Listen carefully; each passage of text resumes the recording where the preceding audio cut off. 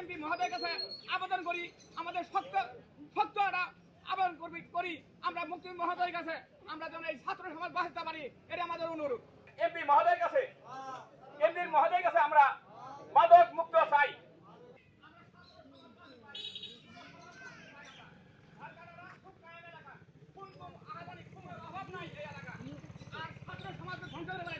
আমরা ছাত্র সমাজ বাঁচতে চাই, আমরা আর কোনো প্রত্যাশা চাই না, আমরা ছাত্র সমাজ বাঁচতে চাই।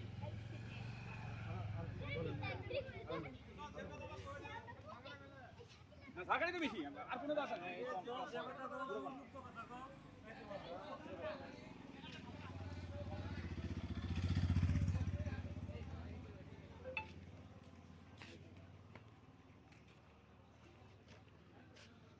ঝাড়কাটা বিএনপি সাবেক বিএনপি নেতা মঞ্জুরুল ইসলাম মঞ্জু, ঝাড়কাটার নেতা আমাদের ঝাড়কাটার নেতা জাকির হোসেন সোনা, ঝাড়কাটার নেতা আলমগীর কবির, এমএসি সাহেব, এজাউল করিম, এজাউল আরিফ ও রব্বানি, অনেক নেতা কর্মী আছে।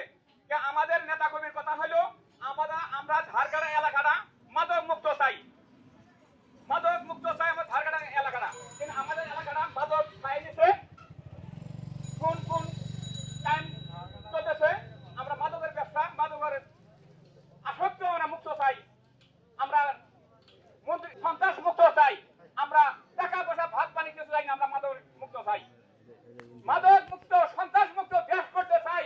আমাদের এমপি সাহেবের কাছে আমরা মাদক মুক্ত দেশ, সমাজ কোনো নষ্ট না হয়, ক্ষতি না হয়, স্কুলে যাইতে পারে, সুস্বাস্থ্যভাবে তারা স্কুল করতে পারে, যাইতে পারে, আসতে পারে।